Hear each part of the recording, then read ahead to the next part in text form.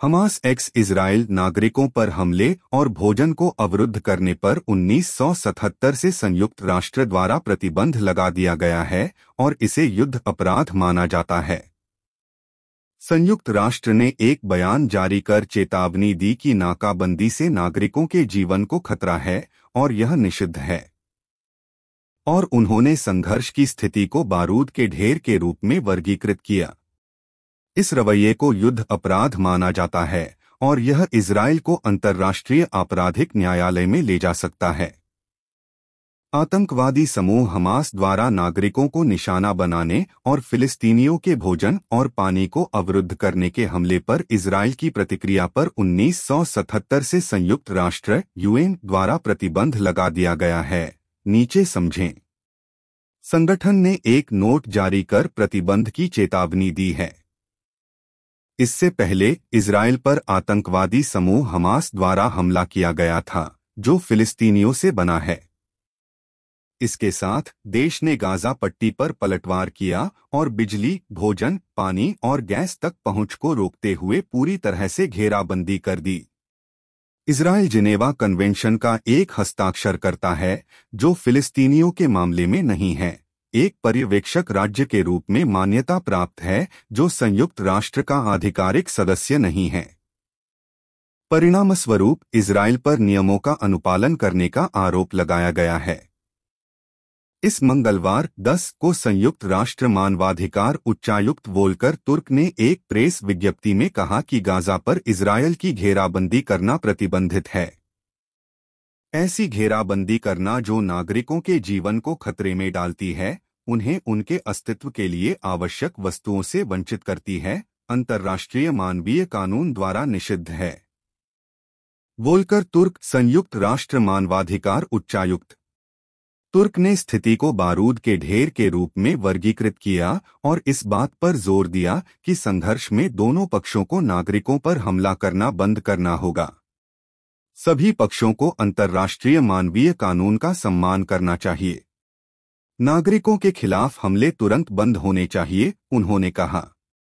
विश्व स्वास्थ्य संगठन WHO ने भी फिलिस्तीनियों से मानवीय सहायता और स्वास्थ्य देखभाल तक पहुंच का आह्वान किया। अभी क्या हो रहा है? हमास के हमले में सैकड़ों इजरायली मारे जाने के बाद इजराइल ने पलटवार किया। कार्रवाई ने सार्वजनिक इमारतों को प्रभावित किया और गाजा पट्टी में दर्जनों अन्य लोगों की मौत हो गई। सशस्त्र प्रतिक्रिया के बाद देश ने यह भी कहा कि वह अन्य उपाय अपनाएगा।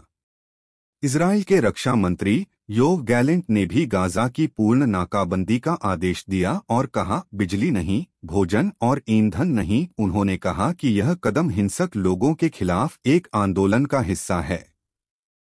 गाजा का क्षेत्र लगभग पूरी तरह से इजराइल से घिरा हुआ है, जिसका एक हिस्सा मिस्र से जुड़ा हुआ है। वहां भोजन और आपूर्ति में प्रवेश करना अभी भी संभव है। युद्ध के नियम। 1949 में संयुक्त राष्ट्र ने युद्ध सेनानियों की सुरक्षा के लिए नियम स्थापित किए।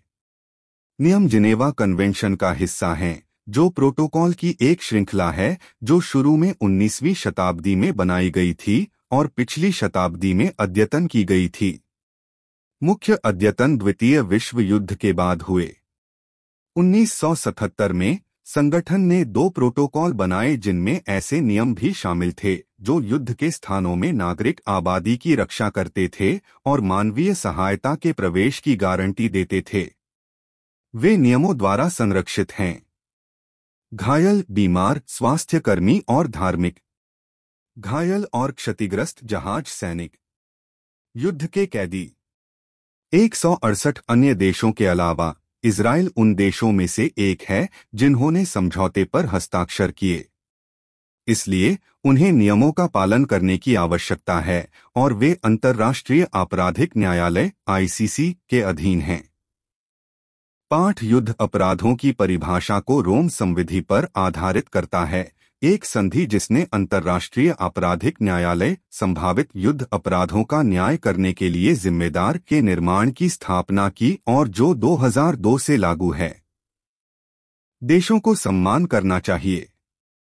शत्रु सत्ता में सभी व्यक्तियों के साथ मानवीय व्यवहार। यह हत्या, अंगभंग, यातना, क्रूर, अपमानजनक और अपमानजनक व्यवहार, बंधक बनाने और आंशिक परीक्षण पर रोक लगाता है। घायलों, बीमारों और क्षतिग्रस्त जहाजों का उपचार और संग्रह। संघर्ष में शामिल पक्षों को जिनेवा कन्वेंशन के सभी या कुछ हिस्सों को लागू करना होगा। यह पहली बार नहीं है कि इजराइल ने गाजा पट्टी पर नाकाबंदी लगाई है। 2001 में संयुक्त राष्ट्र ने चेतावनी दी थी कि इजरायली नाकाबंदी गाजा पट्टी और वेस्ट बैंक, एक अन्य फिलिस्तीनी क्षेत्र में भूख और गरीबी पैदा कर रही थी। 6 साल बाद जब हमास ने गाजा पट्टी पर नियंत्रण कर लिया, तो इजरायली सरकार ने 2005 में इस क्षेत्र में आने वाले आयात की मात्रा के लगभग 1/4 तक आपूर्ति के प्रवेश को प्रतिबंधित कर दिया। 2009 में सैन्य अभियानों के कारण देश की कृषि को लगभग 180 मिलियन अमेरिकी डॉलर का नुकसान हुआ, जैसा कि संयुक्त राष्ट्र द्वारा उस समय घोषित किया गया था। उल्लंघनों की श्रृंखला के बाद 2019 में आईसीसी ने संघर्ष में युद्ध अपराधों के लिए इजराइल के खिलाफ जांच की घोषणा की। जांच में फिलिस्तीनी आतंकवादी समूह भी शामिल था। हालांकि अभी तक कोई निष्कर्ष नहीं निकला है। युद्ध के दौरान आप क्या नहीं कर सकते? नागरिक आबादी पर जानबूझकर हमला, यातना और अन्य अमानवीय व्यवहार जैसे जैविक प्रयोग, बंधक की स्थिति, शहर या कस्बे को लूटो, आत्मसमर्पण करने वाले लड़ाके को मारें या घायल करें, जहर या जहरीले हथियारों, दम घोंटने वाली गैस या जहरीली सामग्री का उपयोग, बलात्कार या यौन दास्ता का कार्य करना, भूख को एक विधि के रूप में उपयोग करना, लड़ाई, जीवित रहने के लिए भोजन और पानी जैसी आवश्यक वस्तुओं पर हमला करना, नष्ट करना, छीन लेना या उपयोग से बाहर कर देना, बांधों और परमाणु ऊर्जा संयंत्रों पर हमला करें, ऐतिहासिक स्मारकों, कलाकृतियों या पूजा स्थलों के प्रति शत्रुता का कार्य, संघर्ष संबंधी जबरन विस्थापन का आदेश दें, रेड क्रॉस और रेड क्रिसेंट से चिकित्सा सहायता पर प्रतिबंध लगाएं, मानवीय राहत कार्यों पर रोक लगाएं, 15 वर्ष से कम उम्र के बच्चों को सशस्त्र बलों में भर्ती करना या भर्ती करना।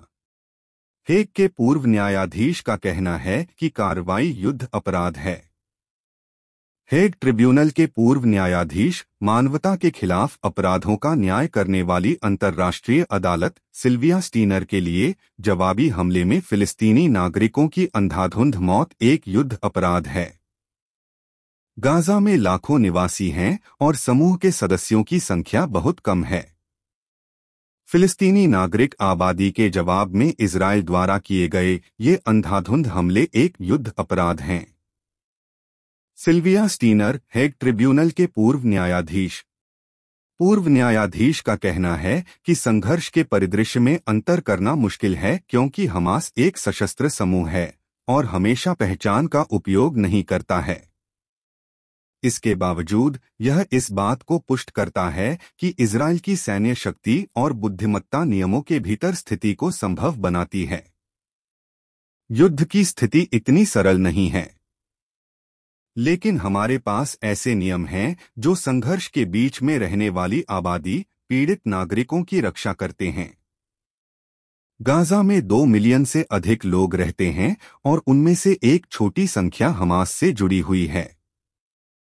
अपनी शक्ति के कारण इजराइल निर्दोष पीड़ितों से बचने के लिए कार्य कर सकता है, उन्होंने टिप्पणी की।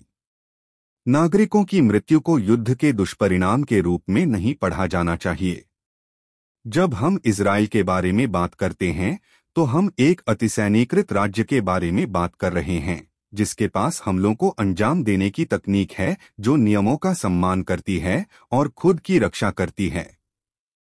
विशेषज्ञ की राय में गाजा पट्टी पर घेराबंदी को मानवता के खिलाफ अपराध के रूप में वर्गीकृत किया जा सकता है क्योंकि यह 2 मिलियन फिलिस्तीनी लोगों की आबादी को प्रभावित करता है जो हमास के नियंत्रण के अधीन हैं, लेकिन उनमें से सभी चरमपंथी समूह का हिस्सा नहीं हैं।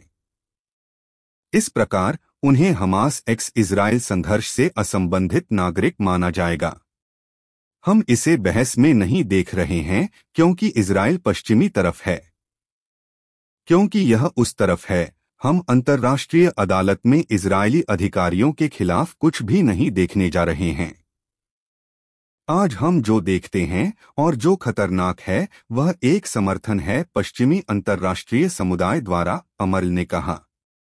इजराइल द्वारा आपूर्ति की डिलीवरी रोकने के अलावा यूरोपीय संघ ने घोषणा की कि उसने गाजा पट्टी में फिलिस्तीनियों को मानवीय सहायता भेजना बंद कर दिया है।